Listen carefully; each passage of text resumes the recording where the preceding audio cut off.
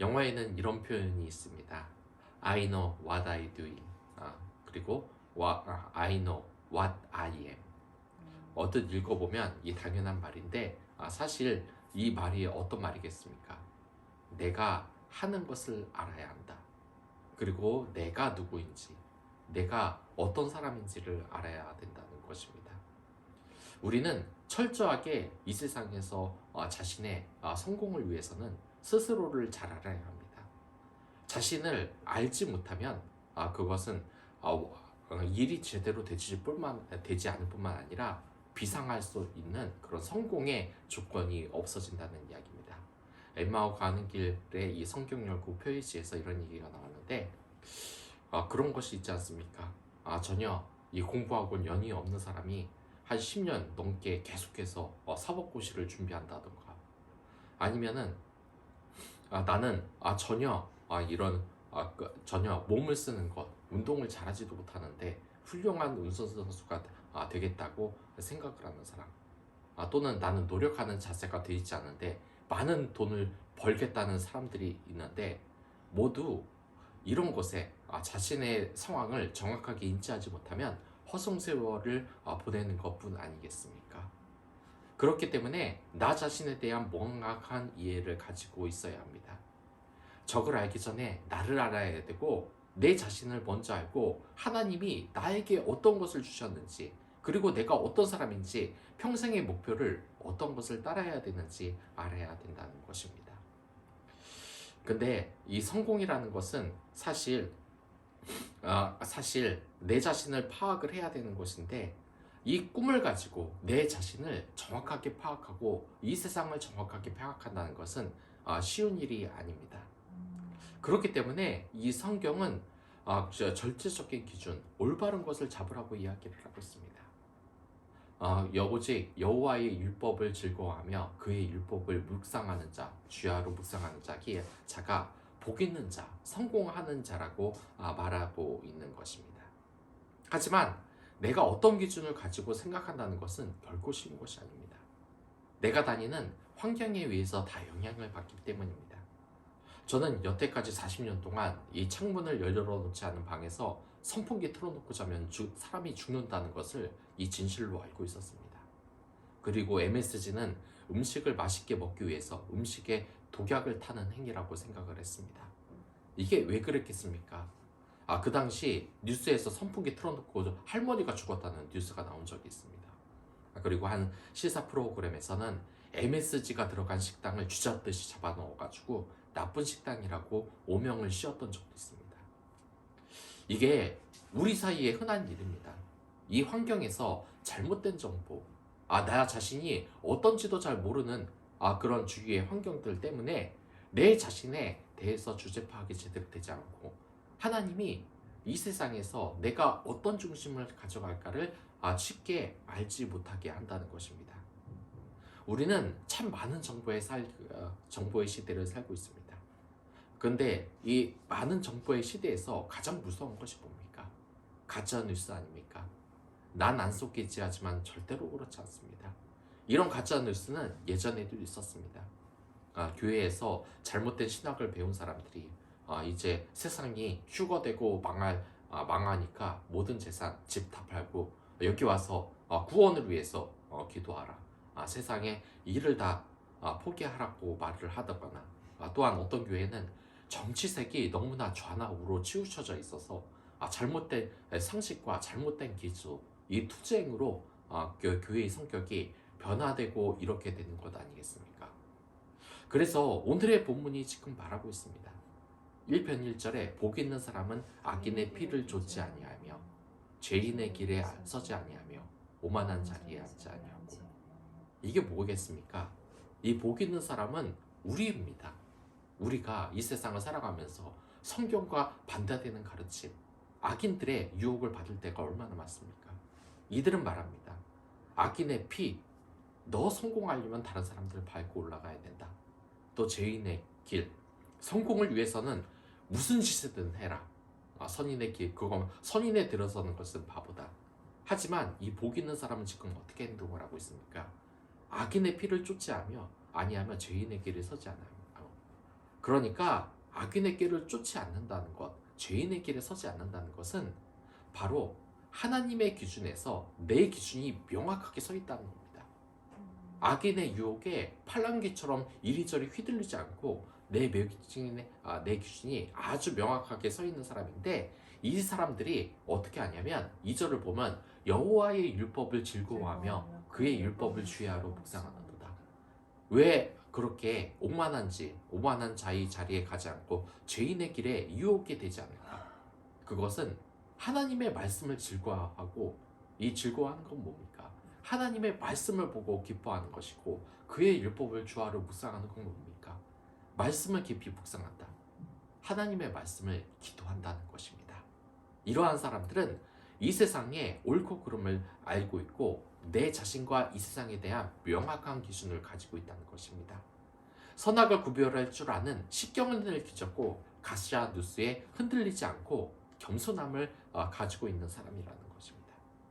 그렇기 때문에 여러분들이, 이 기독교인들은, 하나님들은 모두 성공을 위해서 가는데 우리는 질문을 해봐야 된다는 것입니다. 마음을 정돈하고 노력해야 된다는 것입니다. 나는 나 자신을 진짜 잘 알고 있는가? 하나님이 나 자신을 어떤 길로 인도하고 있는가? 그리고 나는 오늘 어떤 기준에 의해서 생각하고 행동하는가 말입니다. 여기에서 이 여호와의 율법이라는 것은 그냥 간단히 말해 성경이라고 말하지만 정확히 말해선 구약, 그러니까 앞에 있는 모세 오경을 의미하는 말입니다.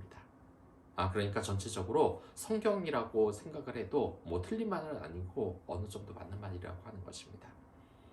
근데 그의 율법을 즐거워하며 주야로 묵상하는 것이다. 이게 위인의 특성이라는 것입니다. 위인이고 복 있는 사람들은 하나님의 말씀에 귀를 기울이는 사람이라는 것입니다.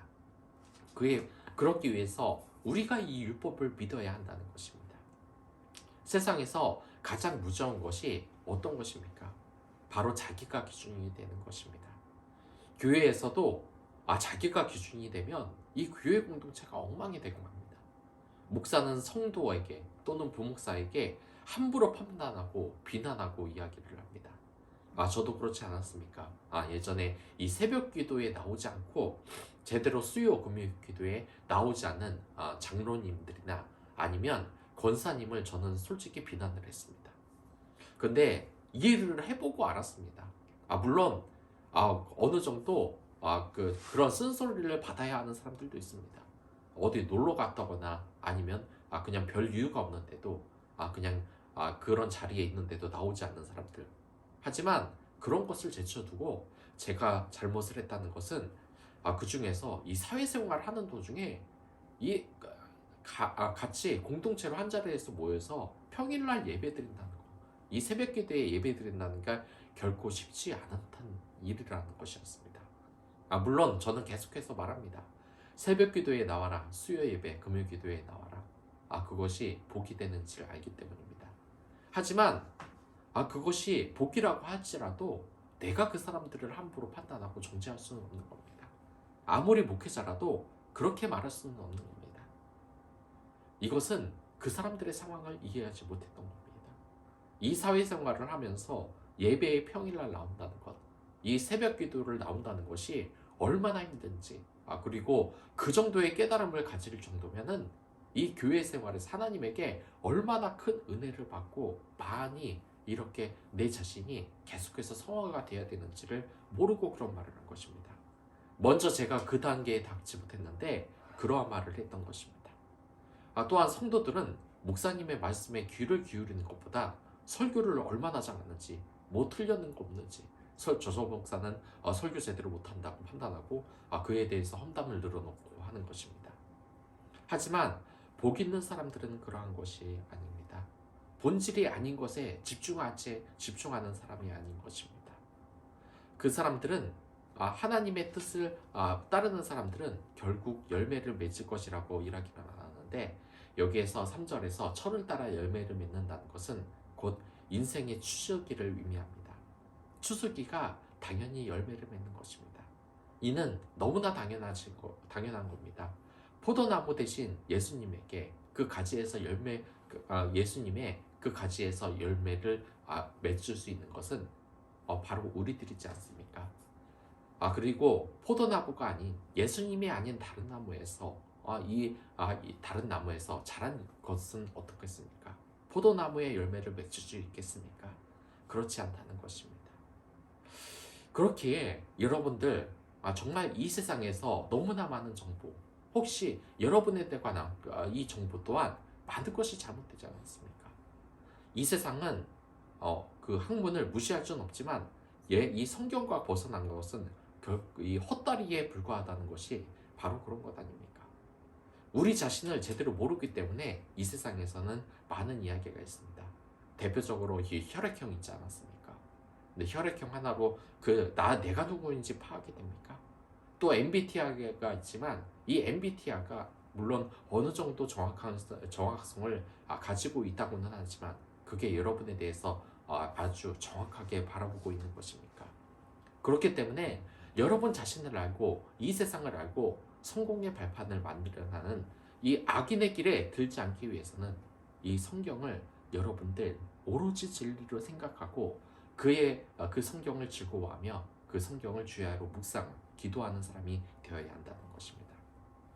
근데 여러분들 이렇게 생각을 하실 겁니다.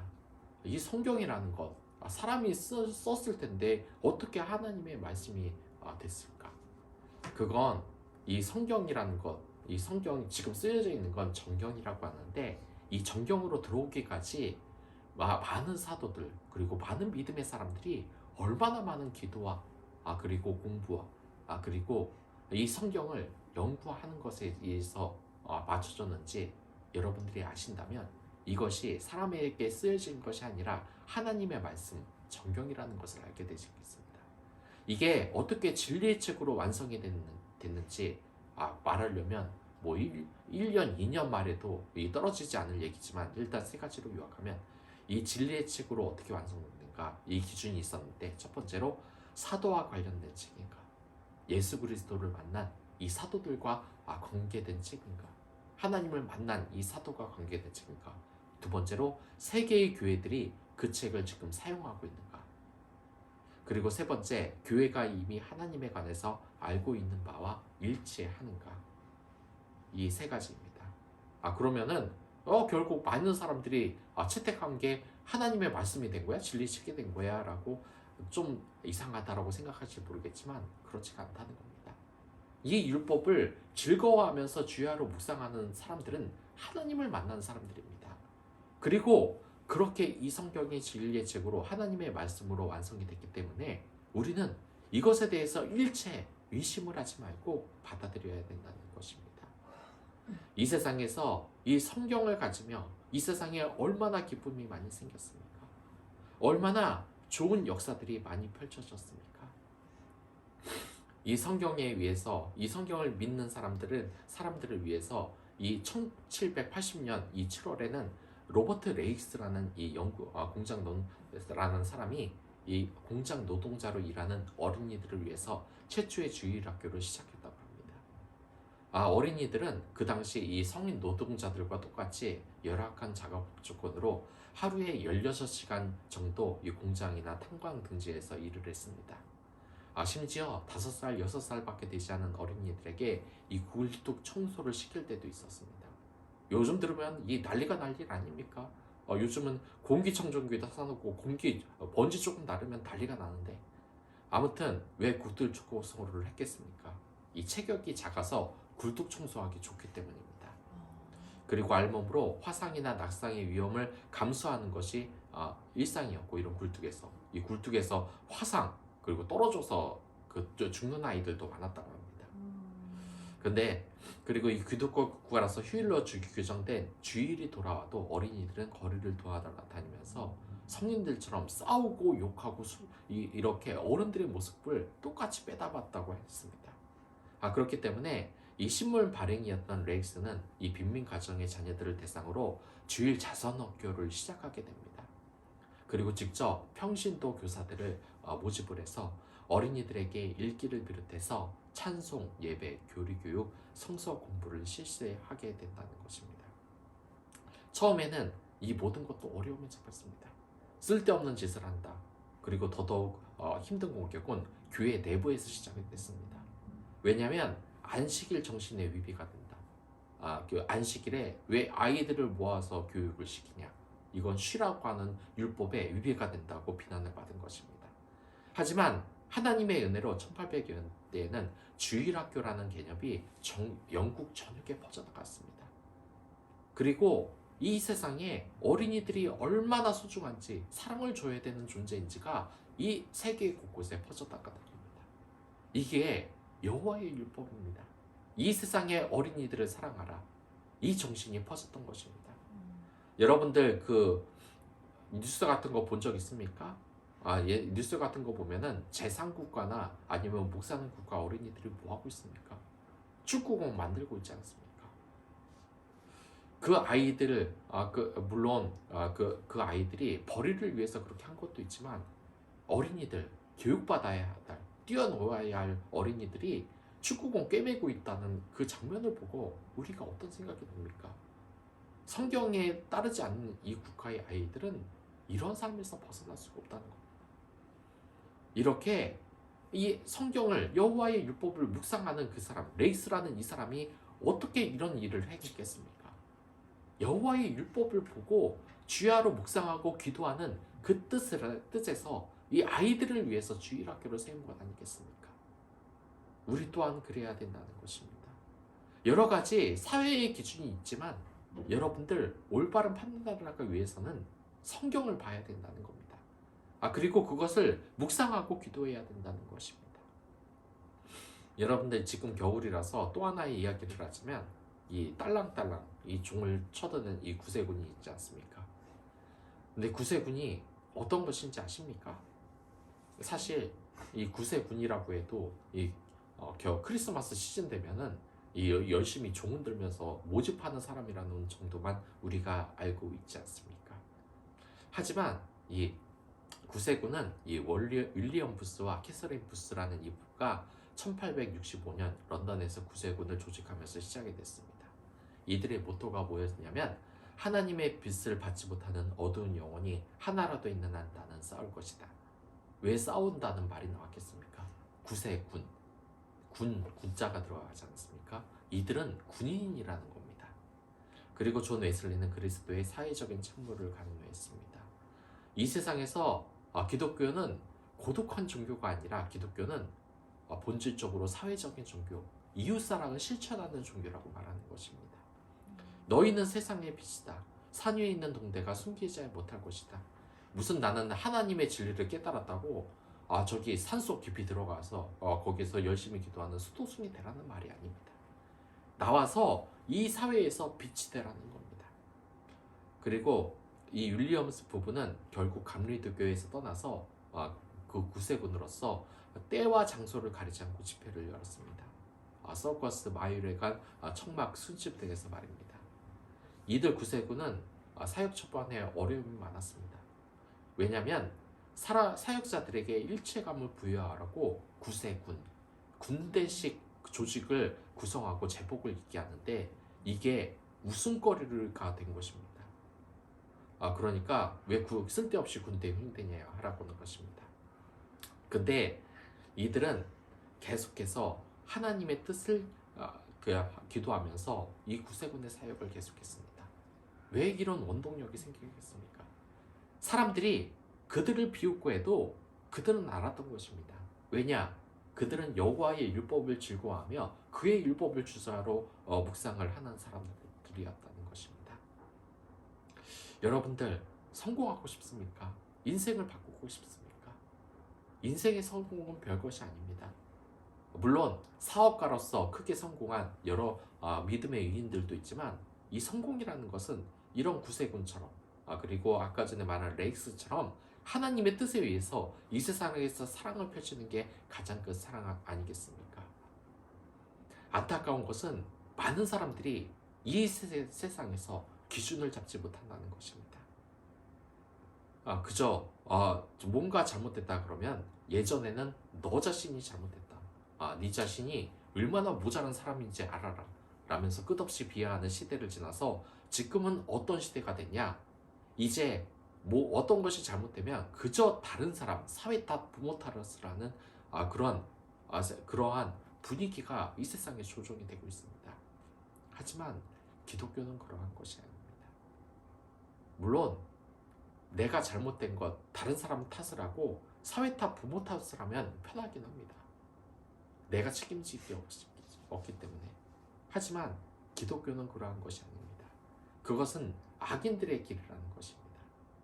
우리가 시냇가에 심은 나무가 철에 따라 열매를 맺는 그 삶을 위해서 여기 이 세상에서 태어난 것 아니겠습니까? 제가 며칠 전에도 말했지만 달란트 비유에서 이 달란트가 뭐겠습니까? 우리가 가진 달란트로 열매를 맺는 삶을 살라고 하는 것 아니겠습니까? 하지만 이 세상에서는 잘못된 성공의 비결을 이야기합니다. 달란트를 남기고 열매를 열라는 것이 아니라 수단과 방법을 가지지 말고 돈을 벌라고 합니다. 이제 그러한 것을 벗어나야 되지 않겠습니까? 내가 공동체에 있는데 가족뿐만 아니라 직장의 동료를 보고 친근한 마음, 가엾은 마음, 그를 사랑하는 마음, 함께 협력하며 일을 하며 그들과 함께 고민을 나누며 도와줘야 된다는 마음이 안 생긴다면 그것은 우리가 아직 여호와의 율법을 제대로 즐거워하지 못하고 또한 주야로 묵상하지 못한다는 것입니다. 그 열매 맺는 삶, 올해는 비상사태로서 시작해보는 여러분들이 됐으면 좋겠습니다. 그럼 다 같이 기도하도록 하겠습니다.